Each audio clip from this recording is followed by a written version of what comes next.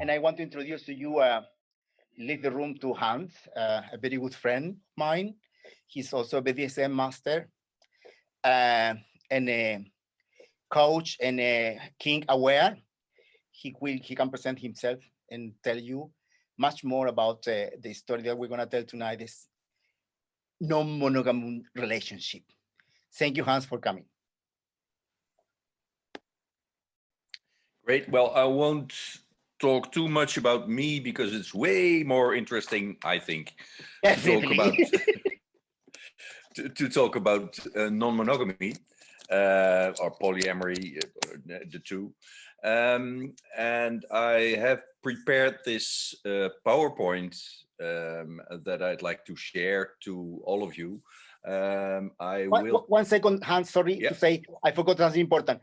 I will be in the chat writing the major lines of the conversation in Spanish for the people that don't follow well the English, right? So that's it. Okay. I wish you well, because I have a lot to say. But well, let's see how fast you can write. One of the things I do is presenting TabooTalks. I think it's important to talk about things that are basically sometimes a bit hard to talk about. And today we're going to talk about non-monogamy and where does your energy go. As said, HansRJWest, I'm a kink-aware coach. I help people in relationships. I help people getting out of the closet if they have other than usual sexualities. I help people introduce those things to their partners. So that's what my job is. You can find me at kinkawarecoach.com in English or Kink in de Relatie in Dutch. The thing is, as you stated, Victor, monogamy is not for everyone. And so maybe polyamory is not for anyone. Bear with me, please, because I will use explicit language. I hope that's not shocking you. And I'm taking a lot of information from several online workshops that taken hours each. So it's really condensed and really combined. I try to cram as much useful info as I can in 30 minutes. I'll be talking about concepts and words. I'll be talking about how-tos. I'll be talking about pitfalls. And then we have, I hope, half an hour of discussion afterwards. In the beginning, it's maybe good to understand that when I came out of the closet as a kink-aware therapist, I had this question, am I crazy or is our culture crazy? And I let the pictures speak for themselves. When we allow the one side and disallow the other side, we have this strange thing about sex and relationships. And I think it's important to just remind that this is our culture that has this problem, basically, in my eyes. In our culture, monogamy is normal and often it's said more natural. And then we start to look at nature, always wondering why we don't look to the lions, but we tend to look at the swans. These are very monogamous, but when we investigate DNA, they're busted. They're not monogamous at all. Okay, so the penguins maybe, and then we investigate the DNA, and what we see is, well, basically, they're so busted as well. That's not monogamous at all. If we do understand that problem, that it's maybe not the birds we should look at, and it gets kind of logic if we look in the evolutionary tree to the gap between birds and humans. And actually, if you look right, the Tyrannosaurus Rex is even closer to us than the swans or the penguins. So if we look at the evolutionary tree, let's have a look at, for instance, bonobos, almost the closest thing to us. And they tend to use sex to regulate social tensions quite well. They also are the only animals that really like to fuck face to face. A problem when you start to question monogamy is where, well, does it end? And a lot of people think, well, if my pastor masturbates while I'm not there, that's where monogamy ends. And others say it's just watching porn, or, well, where does it end? Monogamy seems such a logical thing, but if you look at it, there's quite a lot of differences in how people, live their monogamy. And I always find it interesting with people. Am I the owner of my partner's genitals? Is this what monogamy is? You also see that there's a problem with Disney love. You do kind of challenge the romantic Disney love. And I don't think you should throw that away right away. I think it's a safety blanket also. And it's good to remind that there you will miss certain things because it keeps you warm when you're alone, this romantic hope. It kills the flames of marital hatred, which, by the way, was a term that somebody, a colleague of mine, started to use in talks, and nobody objected. Everybody recognized marital hatred. And he found it really interesting that our relationships can be sometimes so full of really annoyance and hate, where we do live together as a partner. And well, romantic love gives also comfort and gives this feeling of safety, although it might not quite be correct. So if we leave marital hatred, if we leave romantic Disney love, I often help people remind, please do not forget to mourn that idea. It's a fantasy you had. It was something that kept you warm. It's something that kept you quiet or kept you helped with sad moments. And you will probably miss it if you exchange it for non-monogamy or polyamory. When we talk about love, it could also be interesting, perhaps, to just as a reminder, Steinberg has this triangle, and there's every relationship has its own place, and some are more intimate, some are more passionate, some are more about commitment. Every love relationship has aspects of the three, and it can be that different loves or different relationships can differ in the place they have on the triangle in your life. Also fun is perhaps the 5 languages of love by Chapman, basically telling that we're not all having the same way, the same language of love. And I wouldn't really advise to buy the book. Just remember that there's different ways of love and different languages in love. Some people are more into getting gifts or giving gifts. Other can get quality time, loving words. Sometimes it's doing things together or physical touch that are important to us. And it can really sometimes be that the one partner has a longing for loving words. Me, myself, I'm not so much of a word user in love. And I had partners failing the words, actually. There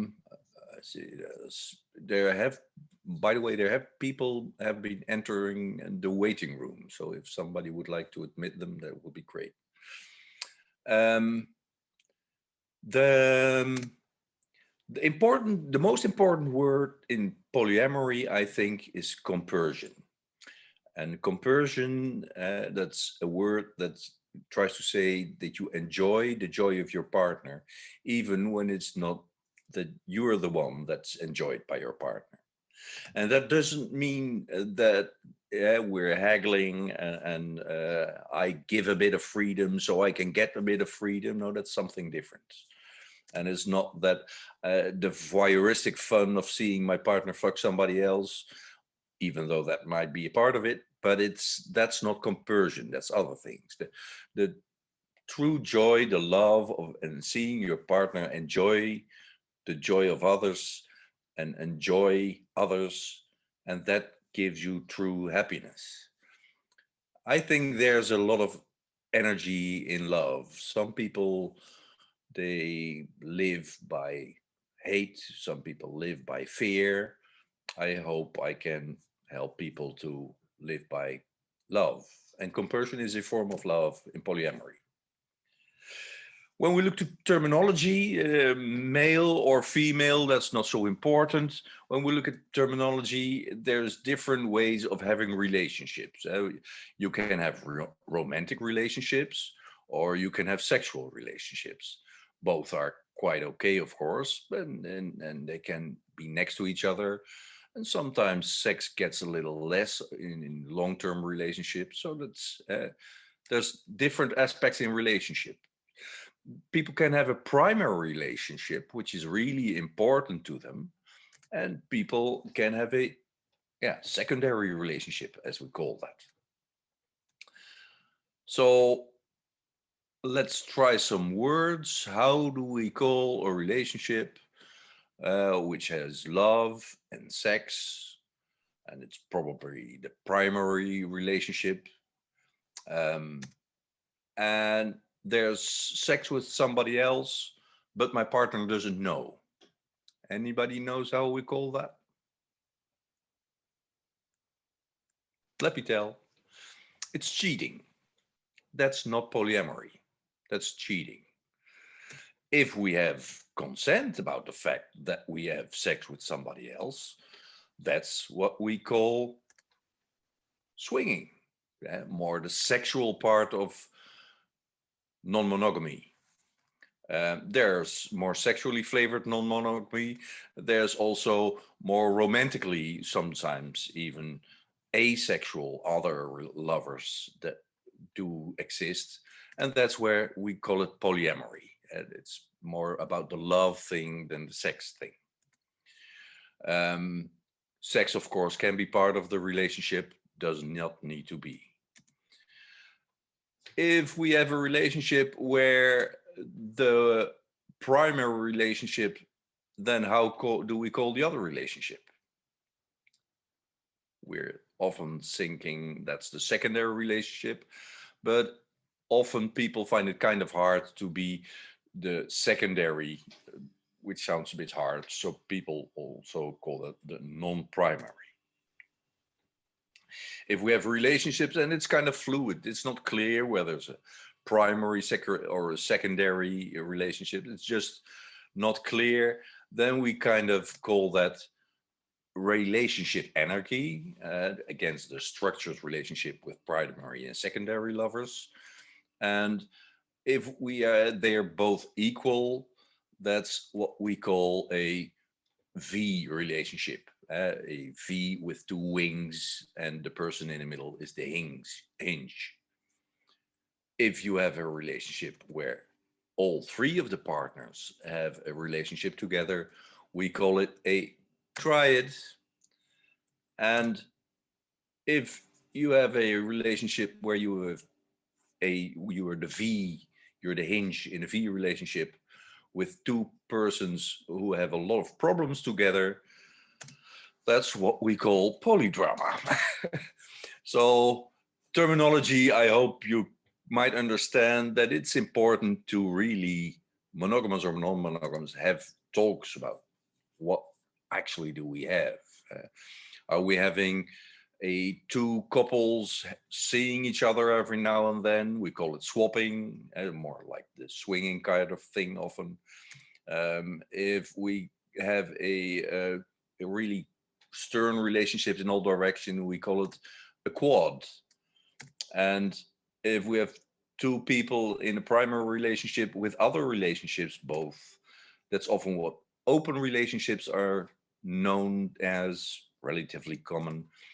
And if we have a person with a relationship with somebody who has a lot of relationships, we call that monopoly.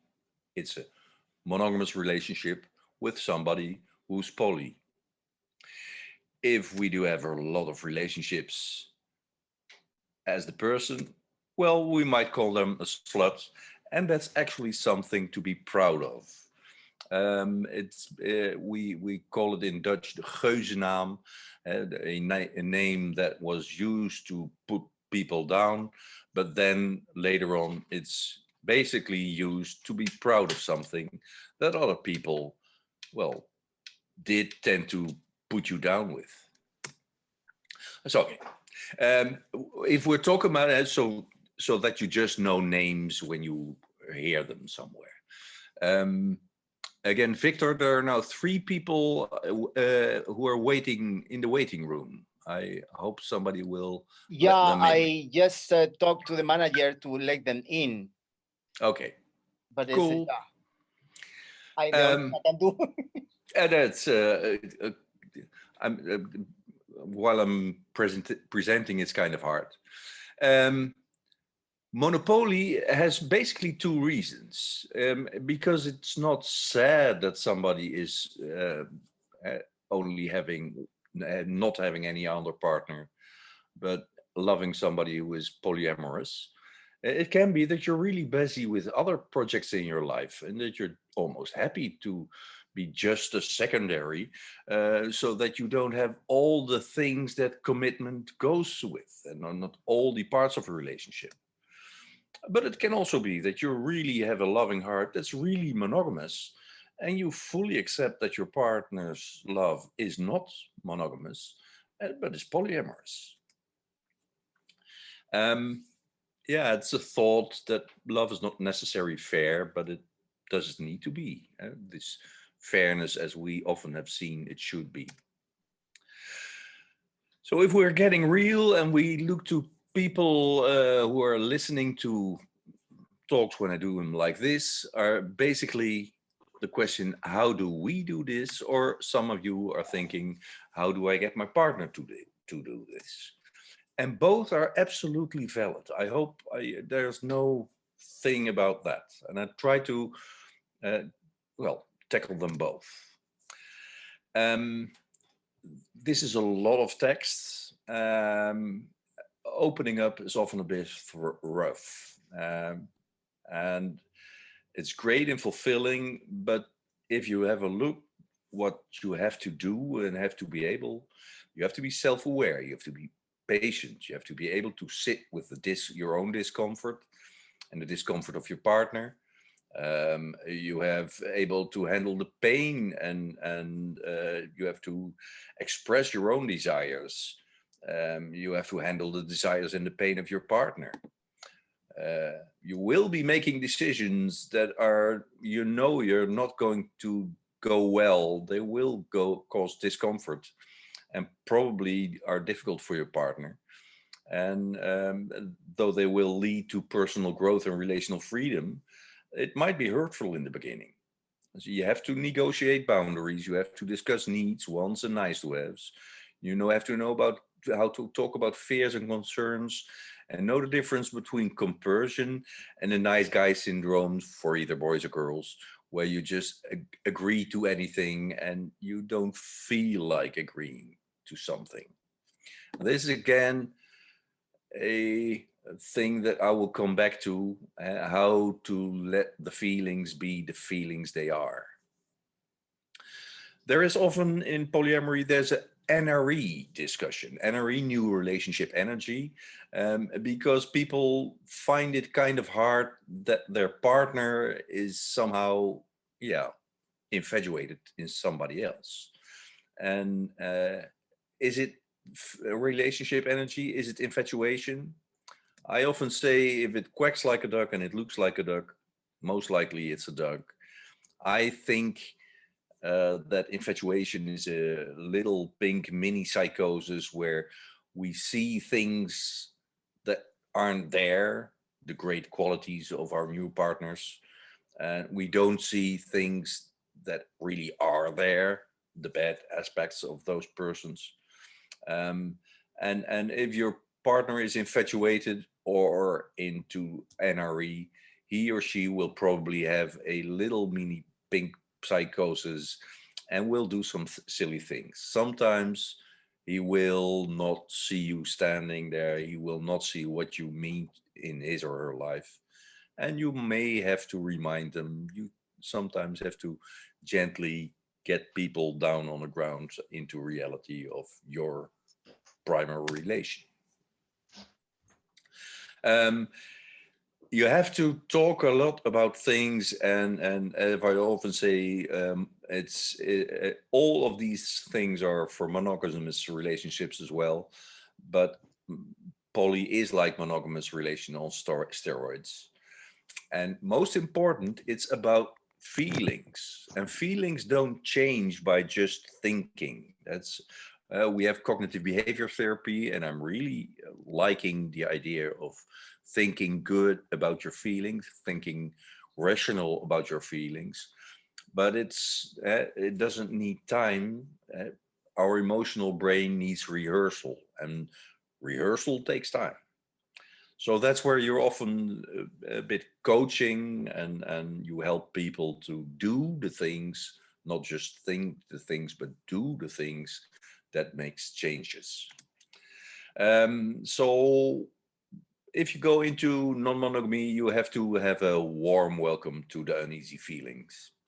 Of course, me being a coach, therapist, and helping people with problems, I see a lot of the uneasy feelings, but you have to mentally prepare yourself that you embrace those feelings. There will be guilt, there will be despair, there can be moments of panic, revenge, jealousy, infatuation. It can all be there as a possibility in the love life you have of polyamory. And it's important to just expect those. And if you expect them, it's not so bad if it happens. If you don't, it feels like really, I shouldn't feel this. And that's kind of the wrong thing. Uh, uh, as I often say, people often tell other people with difficult feelings, you should not think of this. And I would only try to ask you maybe 15 seconds to not think of a white bear. Really try to not think of a white bear for 15 seconds.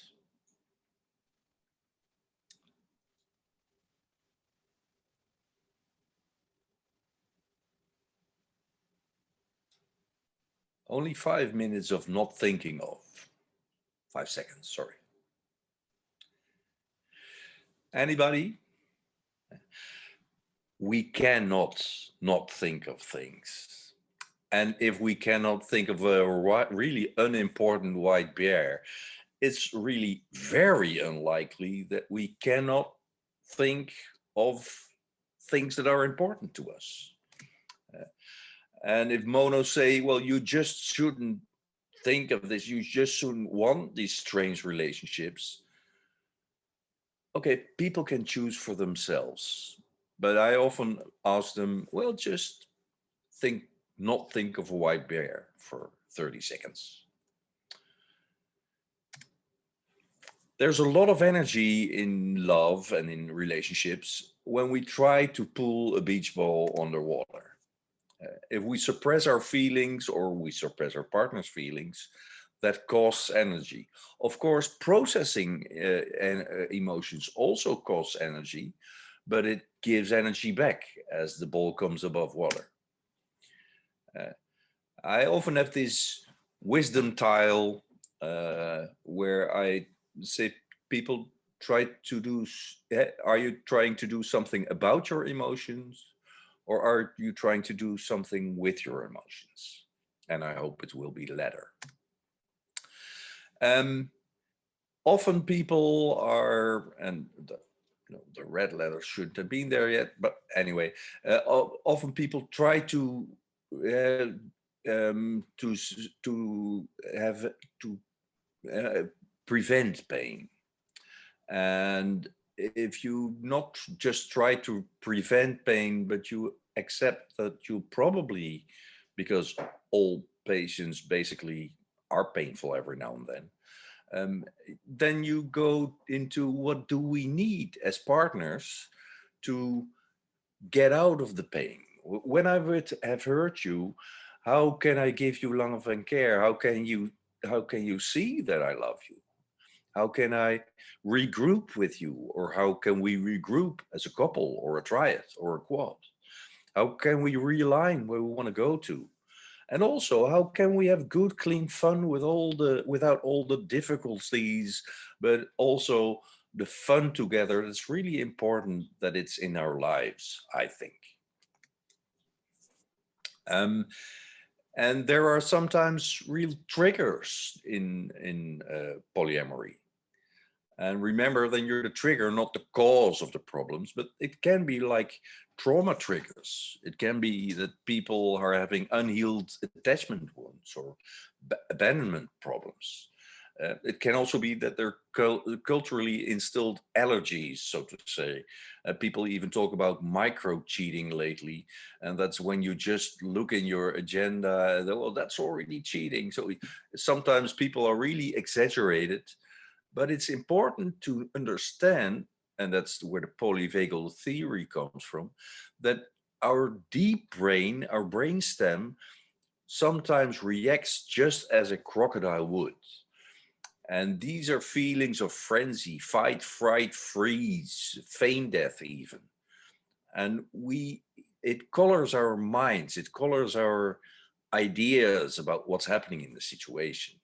So if somebody looks, smells, sounds exactly like maybe a father that cheated or a mother that cheated or an ex-partner that cheated, I can have chosen rationally for polyamory, but it triggers me, and I could get into the trigger and get into the polyvagal reactions and feel like, oh, this is terrible that it happens.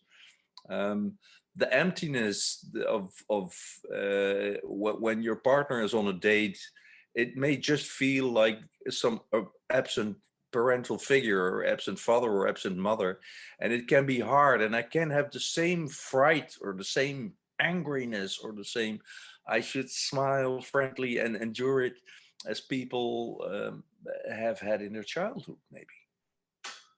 So it's good to dig deeper sometimes together with your partner. What actually happens? And you might be the trigger, not the cause. The cause may be years back. Doubt is a feeling, it's a part of living, but it's certainly a feeling of poly too. And that can be either about quantity of your partners, the sheer amount of your partners can be a problem. Um, Sometimes you see men and women both choosing to do a polyamorous relationship, and then it's apparently for men harder to get females to love them than for the females who find men. So it can be the quantity that sometimes gives doubt and gives difficult feelings, or it can also be the quality. You may start out as, oh, well, it's just light fun and it's not so important. And then the relation grows. And then suddenly there's this moment where you think, Christ, what do I really mean to my partner?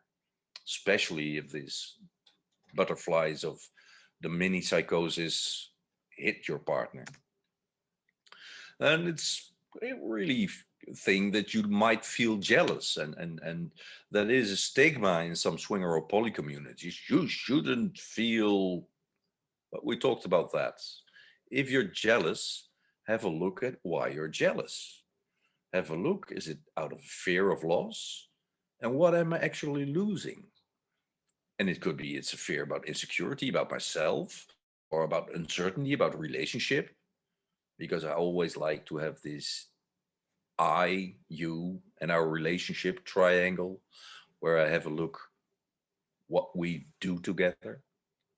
And it could be also a reaction to intuition, to mystery, if your partner doesn't say anything, or it could be a response to real imbalance. It's not all roses. So sometimes relationships do get out of balance because of polyamory, just as relationships go out of balance in monogamous relationships.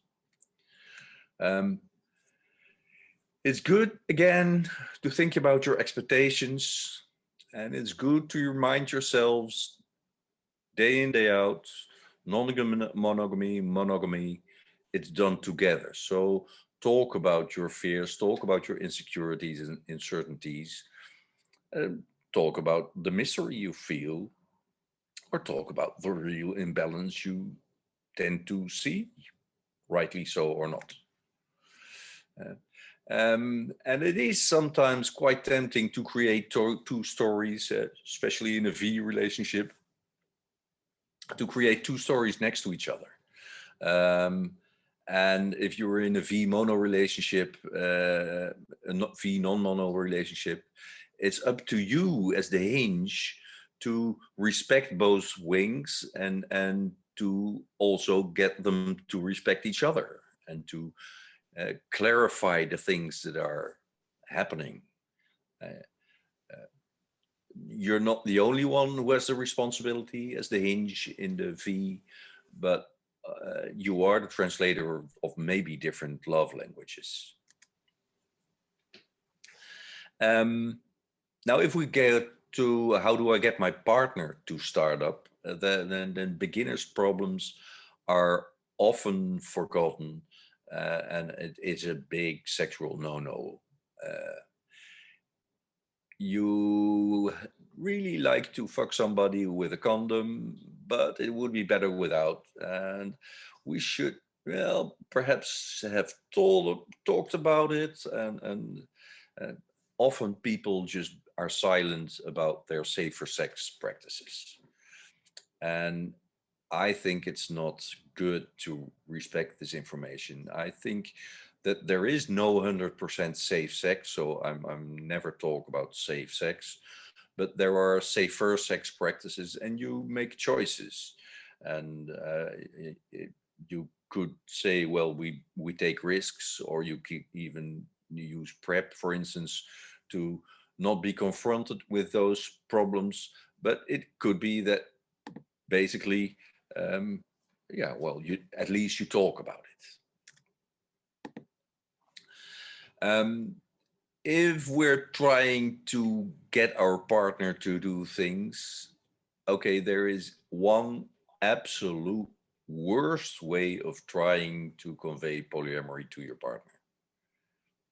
Anybody, any idea of the absolute worst way of trying to convey polyamory? Let me spill it for you. You waited too damn long, you have been thinking of others, and you can't trust yourself anymore.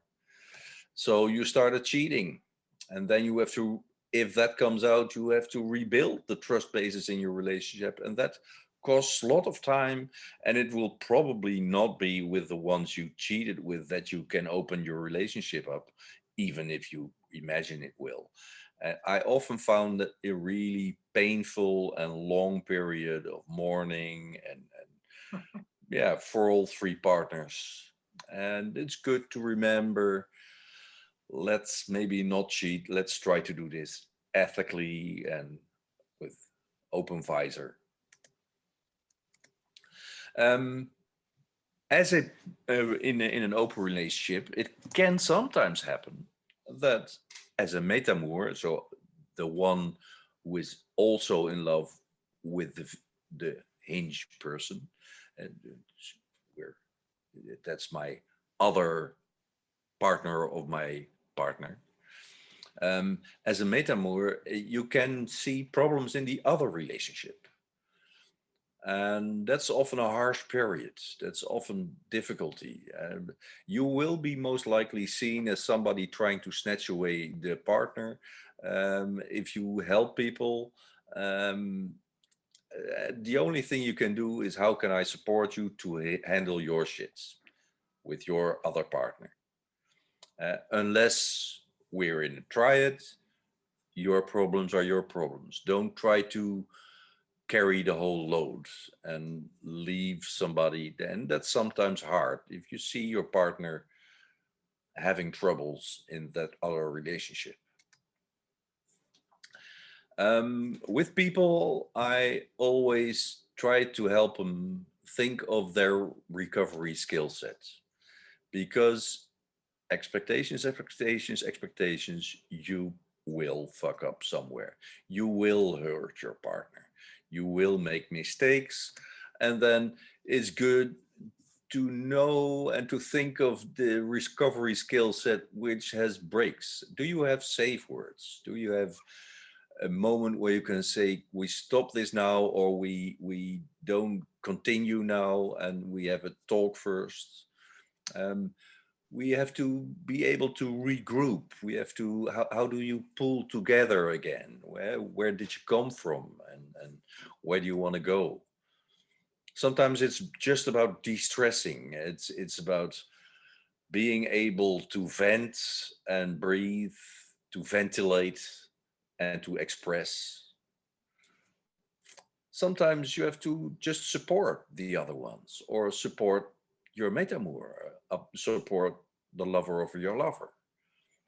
Um, and it tends sometimes to tangle, and we have to, and we then want to have, if we're in this fighting frenzy, we want to have everything clear and told, and everything should be said. Sometimes you also have to untangle and forgive, and try to be curious and learn lessons. It's basically the basis of universe is time and energy, and that's what a life is: limited time and limited energy. Although some people like to talk about unlimited energy, um, well, especially if you're older, you start to notice that there's limits in energy. And you can't kill time, and you can't create time. You can only spend it on something or someone. And I hope this talk helps you to spend it wisely, because you can spend your energy in okay, I'll wait for my partner. I'll wait for my partner, or we'll try to have these questions that often people start with. How can we prevent pain? And often that doesn't work too well. What are the rules and regulations so that you will be kept in check? That often doesn't really help somebody to trust the partner. If we can go to how can we strengthen each other so that we can bear together, and yeah, monogamy is hurtful sometimes. Polyamory will be too. How can we help each other to carry this? And for instance, a veto sounds nice. So no, if you don't agree, I will just let this partner go. Yeah, that sounds great until the moment where you have to say, hey, this partner that you by now really love, or there is this relationship has been created, and now you got to get out of it because it makes me uneasy. That's not easy to say, and not easy to hear, and hardly fair towards the other partner. So vetoes, they sound nice, but I wouldn't put my hopes too high on them. Polysaturation is a word that might be of interest. As I often say, love is endless, but your agenda is not. Especially about this time and energy thing. Maybe you think a bit about quantity versus quality versus quantity. Polysaturation is when the amount of partner is so high that either the quality of the context or the frequency of the context start to suffer. So polysaturation is often spreading yourself a bit thin, and your love may be endless, but your time is not. So, as I often say, Google Calendar comes to the rescue. Do plan together, do open Google again, calendars together, so that you know who is where, what is the possibilities, when are the kids where, and when is the partner ill, or that's all. It's with two persons, it's sometimes not easy to combine. Well, with three or four, it's even worse. So if you look at monogamy, it sounds really harsh if I told it. And now, why would you? And I would like help to remember all these reasons are reasons why non-monogamy is great, because it's really great. It's great that you have this rich life with possibilities that other people don't dare to take. And it's good to think about what your life could look like if you gave yourself room, if you wanted to. The basic thing is, of course, it's about quality of life for all partners. And if you think about how you want to be seen by your partners, that can really help. C'est la ton qui fait la musique. Do you want to be holding back, or do you want to encourage and cheer your partner's love life? I hope I've given some insights. If you want to reach out to me for private questions, that's of course my email address.